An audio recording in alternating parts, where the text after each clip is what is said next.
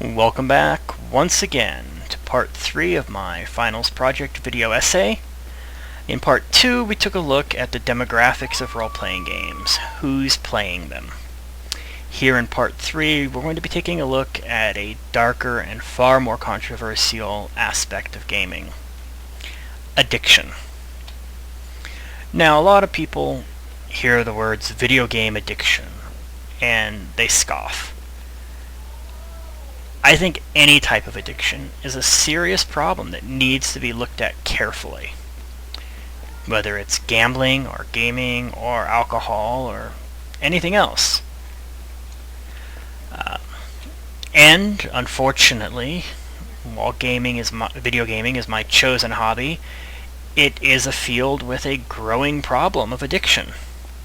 More and more people are becoming addicted. As it turns out, Stanford University's School for Medicine did a nationwide study, and they estimate that nearly 1 in 8 Americans suffer from at least one sign of problematic internet use. Now, if you're anything like me, you hear words like problematic internet use and you start, scratching your head, or you decide to walk away. But try and make it easy.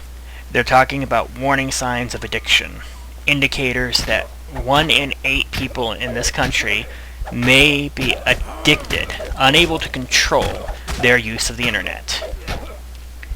And just for starters, I figure we'll take a look at the possible warning signs listed on the website netaddiction.com, a useful site I found that seems to be focusing primarily on internet addiction. First warning sign is a preoccupation with gaming. Now, preoccupation is another one of those words that kind of goes either way. I, as a game designer, making games my business, would honestly say that yes, I am preoccupied with gaming. Do I think I'm possibly addicted to it? No. I routinely take long breaks away from the games. After a period of time, they get it'll get boring to me, or I'll decide I want to do something else, a different hobby, just something. Lying and hiding gaming use is their second warning sign. And I think if you're lying about anything you're doing, then it's a warning sign. Any potentially addictive behavior that you deny, whether to yourself or to the people around you, is a serious warning sign. Their third warning sign is disobedience to time limits. Can definitely see how that would quickly become a problem. Their next warning sign is a loss of interest in other activities. Now, I don't think that they're really getting at the fact that people who really like gaming and don't have other hobbies. I think they're specifically referring to people who turn to gaming to the exclusion of their other hobbies. Again, not really a problem for me. Their next warning sign is social withdrawal from family and friends. And again, this is one of those red herring signs. Don't care who you are or what you're potentially addicted to, when you're letting it get between you and your family and friends, then it is a major warning sign. Then they go on to psychological withdrawal from the game. And this one I think is kind of a self-fulfilling prophecy. If you suffer withdrawal from something, you're addicted to it. If you're not addicted to it, you wouldn't have withdrawal. Their next criteria was using gaming as an escape.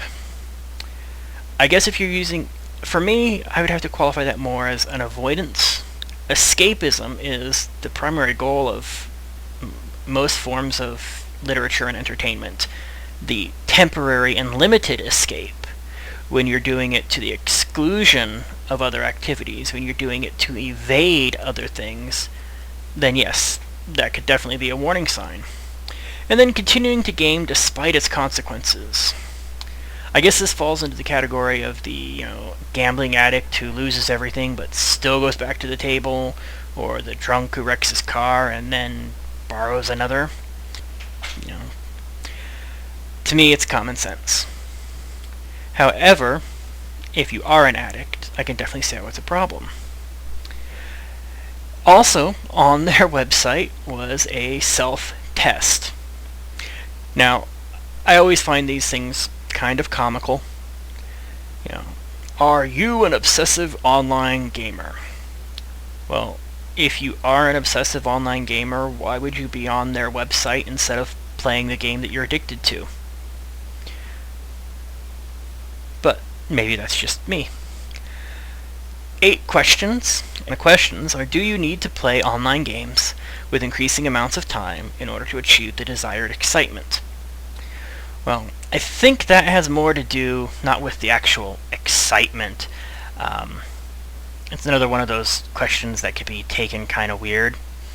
I think it's a matter of building up a tolerance, to use terms from chemical addiction. If you're building up a tolerance to your addiction, to your game, then yes, you would need to spend more time playing in order to achieve the effects that you were already getting. The second question is, are you preoccupied with gaming? Thinking about it when offline, anticipating your next online session. If it's one of your favorite hobbies, the answer to that question is going to be yes. If game design or gaming in general is part of your career, you're going to answer yes to that question. Third is, have you lied to friends and family members to conceal the extent of your online gaming? I think that goes back to what I said earlier about when you're lying to your friends and family about anything, you've got a problem. Next question is, do you feel restless or irritable when attempting to cut down or stop online gaming? I think that one is tied to their withdrawal criteria. Have you made repeated unsuccessful efforts to control, cut back, or stop online gaming? So you fail at quitting. I guess that's a problem a lot of tobacco addicts have. Do you use gaming as a way to escape from problems or relieve yourself from helplessness, guilt, anxiety, and depression? That, I think, is a loaded question.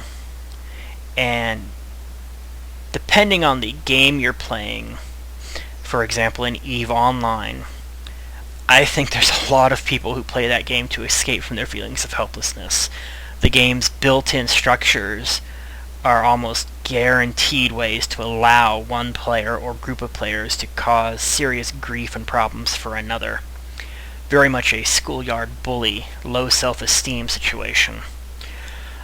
Their 7th question is, have you jeopardized or lost a significant relationship, or even risked your marriage because of your online gaming habit?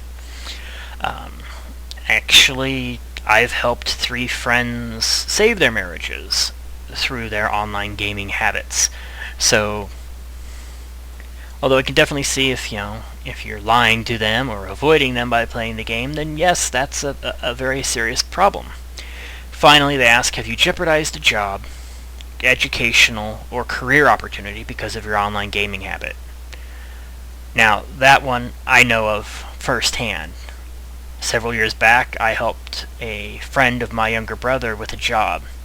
Put in the word for him, pushed with the human resources department, and he got the job.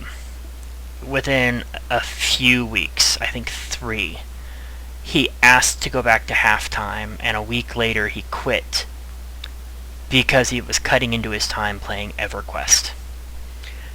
He is an addict. But I think he has an addictive personality, and whether it had been alcohol or drugs or gambling that he'd found first, I think he would have been addicted to something regardless.